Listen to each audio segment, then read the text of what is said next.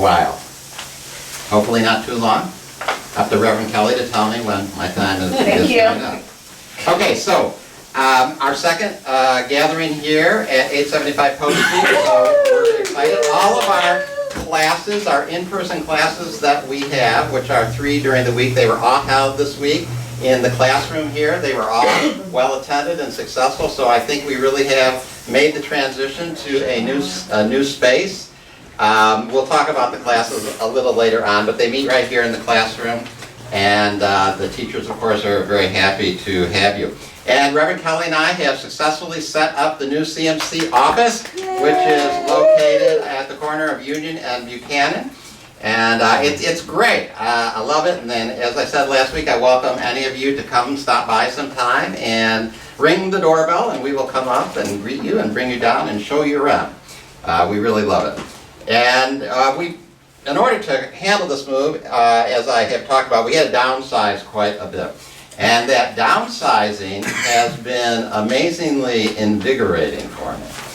I had to get rid of 30 plus years of papers and files and memories and things, and just let go of a whole lot of past. And I was happy to do it. You know, it was something that I know needed to be done, but unless I had a real compelling reason to do it, I probably wouldn't have done it. Actually, Reverend Kelly has been on me for the last year to do it, and we always had other important things to do, so I didn't do it. But when I had to move, and we had to move into a much smaller space, had to do it. Now, the result of that, as I said, is it's been very invigorating, and it's I felt energy and a sense of youth that I have not felt in a long time. I feel so young, I expect to get carded the next time I go into a cocktail lounge and ask for a drink. So it's brought up in me a whole lot of thoughts about the body and our identity and how we relate to this concept of ourself. So in the world that we find ourselves in, generally we think of ourself as our body. And we as spiritual students, many of us know that in order to progress, we have to move away from this body identification and move more towards something that we would probably call a spiritual identification, or maybe even a soul identification. So we're trying to move into connecting to a greater sense of self, a vaster sense of self. Hold on, my drum is falling on me. And that's a challenge. That's the challenge, I think, of spiritual growth. Now, I actually think it's a pretty big jump to go from body identification and then suddenly go to this spiritual soul identification. And I think it's probably prudent and advisable even to do it in an evolutionary process. And I actually think A Course in Miracles promotes this evolutionary process. Instead of this big revolutionary jump into soul awareness, which I don't even know is possible, maybe it is for some people, it's probably best to take it as an evolution, as something that we work towards. A Course in Miracles says, by far the majority are given a slowly evolving training program in which as many previous mistakes as possible are corrected. So that's the major experience, the slowly evolving program. So in the process of a slowly evolving program, I think one of the first things that certainly I am confronting and want to confront and challenge, and I invite everybody to challenge, is this idea of body aging. We have this idea that our bodies are aging, and that with this aging comes these things. With these aging comes not as strong, maybe, and as nimble as I once was, or as I've heard recently, I don't feel the sexual energy that I once did. My libido seems to be waning. So we have all of these attendant thoughts that come along with this idea of getting older, or that our bodies are getting older. And I really believe that we have to challenge those thoughts. We have to look at them head on, identify them, and really get that we don't want that to be the truth, and it actually doesn't resonate in a deep place within us that it actually is the truth. I mean, the truth is we are spiritual, unlimited beings. That's the truth. And this idea that our vitality is somehow waning can't really be the truth. That's got to be the lie of the ego, which probably in older times, in a more Christian reference, was like the lies of the devil. But it's the lie of the ego. It's what our limited sense of self keeps telling us. And of course, in Miracles tells us that these ideas of waning strength and energy, it's actually insanity. It's a madness. It says, is it not madness to think of life as being born, aging, losing vitality, and dying in the end? It's nuts. It's just crazy to have those thoughts. There needs to be a different thought that we're moving into. And that goes on, it says, it is the one fixed, unchangeable belief of the world that all things in it are born only to die. This is regarded as, quote, the way of nature, not to be raised to question, but to be accepted as the natural law of life, the cyclical, the changing and unsure, the undependable, and the unsteady, waxing and waning in a certain way upon a certain path. And all this is taken as the will of God. And no one asks if a benign creator could will this. We accept this thing that we think we see or feel in the physical world of this aging process, body identification, waxing and waning of strength. We think that's the will of God, and we're supposed to surrender to it. But what A Course in Miracles is saying, if that was really the will of the Creator, the Creator wouldn't be loving. That's actually a pretty torturous thing. That's a pretty awful thing. And we need to challenge that. A benign Creator could never have willed this. A Creator that is loving, or a creative force in the universe, you don't have to personify it, the creative force of the universe, which is eternal, could never really have willed that for his, her creation, his, her extension. And we need to challenge it. And we need to challenge all the thoughts that speak of that. I talked, I believe, last week about this whole move challenged me because I had these thoughts. This body is 64 years old. And I challenged the idea of whether I actually could physically move heavy furniture down 26 stairs and down another 9 stairs. I mean, I hired somebody to help, but maybe I should have really hired 2 people because, you know, my body just can't handle that anymore, right? But you know, I didn't get that guidance. I got the guidance to go ahead and handle it, and it was again very enlivening for me to actually do that, to get through the move, all the heavy lifting, all the heavy carrying, smash my hand up a couple of times, but you know, that was just part of the thing too. I've watched my hand heal, it's great. So, you just have to challenge those thoughts, and that was enlivening for me too, to realize that I could still move and do things and do heavy lifting like a, quote, young person. And you just watch all these stuff. You know, I tell people my body is 64 years old, and they go, oh, you look pretty good for your age. Never tell somebody, don't ever tell me that. You don't look at a 25-year-old and say, you look pretty good for your age. Nobody says that to a 25-year-old. They only say that to you when you're 60-something, when your body is 60-something. Then suddenly you look good for your age. You look good. How about you look good. I'm fine with that. A Course in Miracles says, are thoughts then dangerous to bodies? Yes. The thoughts that seem to kill are those which teach the thinker that he can be killed. So you really got to watch your thoughts. The thoughts that seem to murder us, really kill us, are the ones that keep repeating in our minds that we actually can be killed, that we actually can die. And those thoughts are indeed dangerous. And we need to do what we can do to offer those thoughts up, and just don't embrace them. You don't have to fight them. Just don't embrace them. See them for the lies of the ego that they are, the lies of the serpent, so to speak.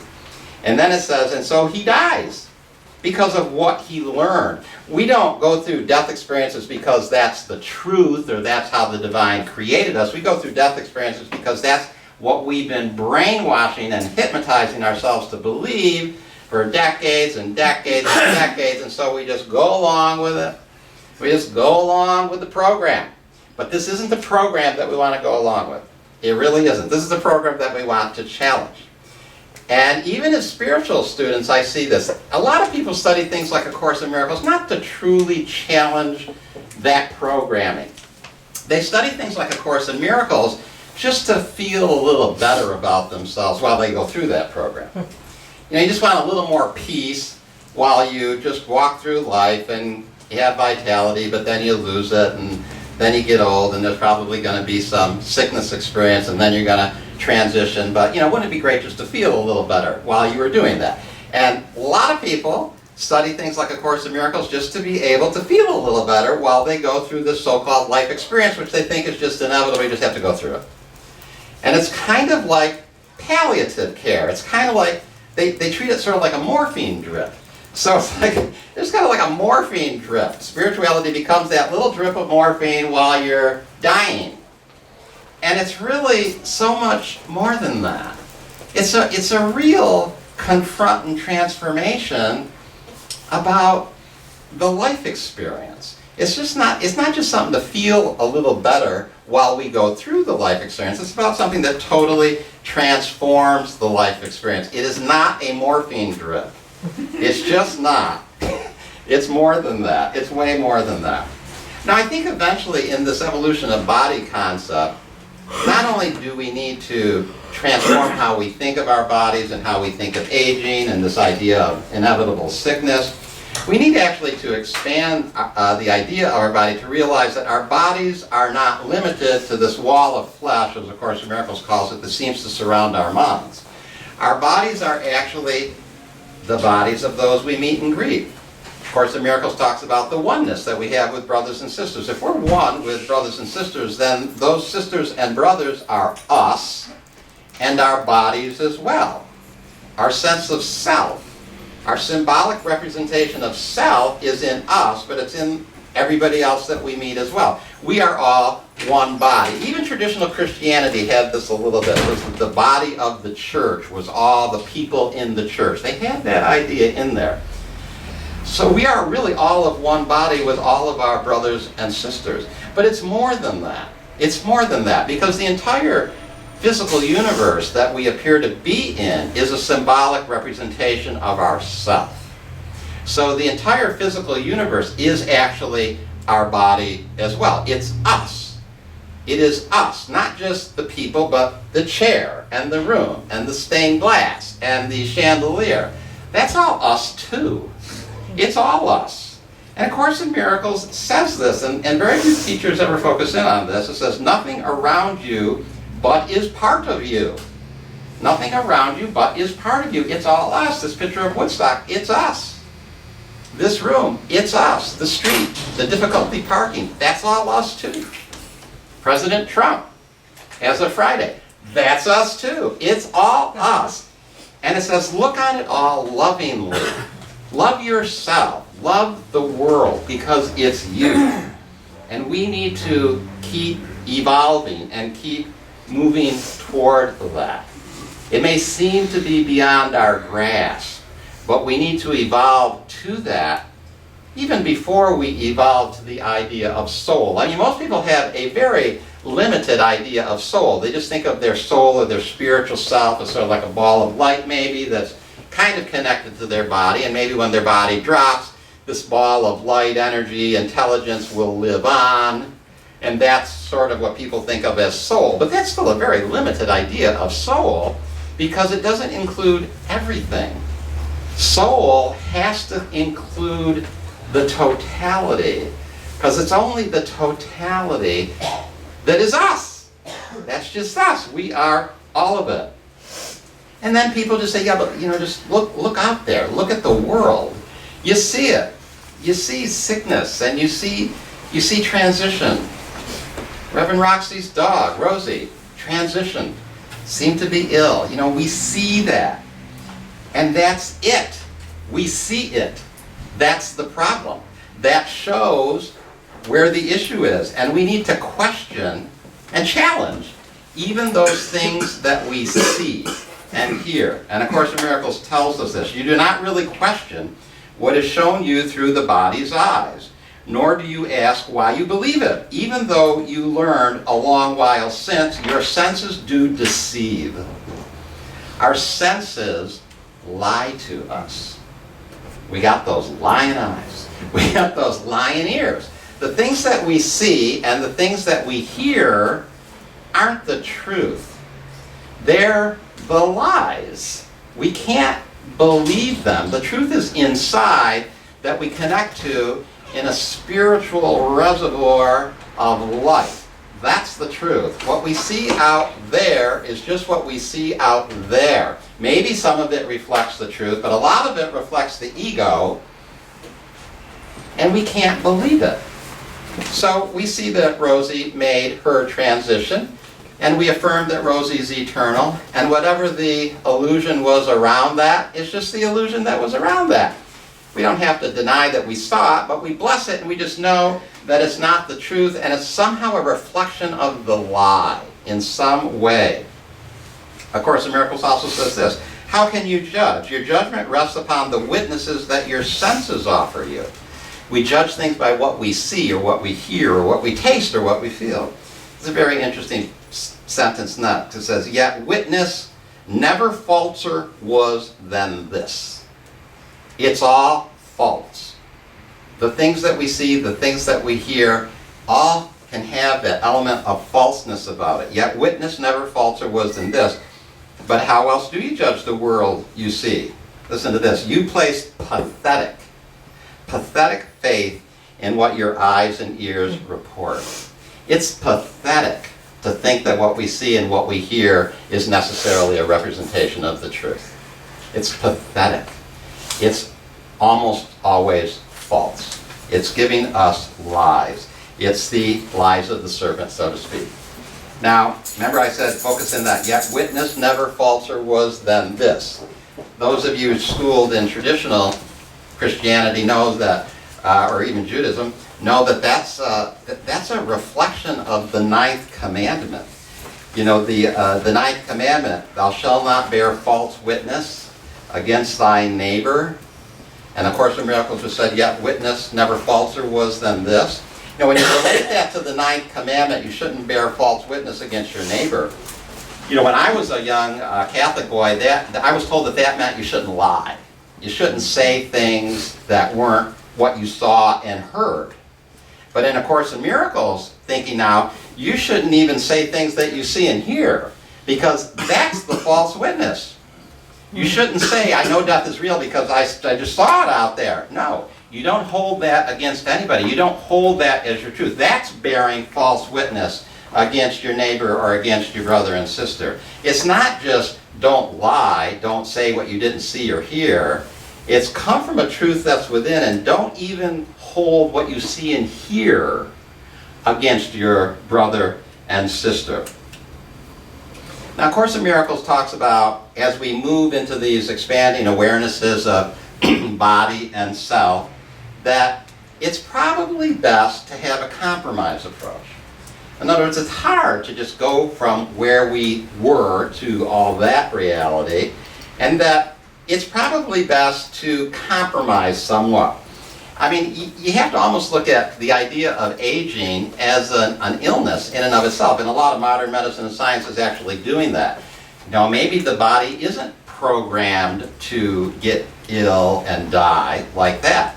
Maybe that's actually an illness. If you treat it like an illness, then you could treat it and possibly cure it. So there's a whole, even the Division of Medical Science that is doing that. And so I like that analogy. I like thinking of aging as something that we actually could confront even here on the physical realm. That's part of the compromise approach. In other words, I do the metaphysical thought work, but maybe I do something physical as well. Course in Miracles says sometimes the illness has a sufficiently strong hold over the mind to render a person temporarily inaccessible to atonement. In this case, it may be wise to utilize a compromise approach to mind and body in which something from the outside is temporarily given healing belief. So while I affirm my eternal reality and my eternal vitality, and I keep affirming that in my mind, and I watch those thoughts that tell me something different, possibly I use physical agents as well. You do both. I do both, and I do both. I am one of those persons who, does investigation. I actually take quite a few nutritional supplements.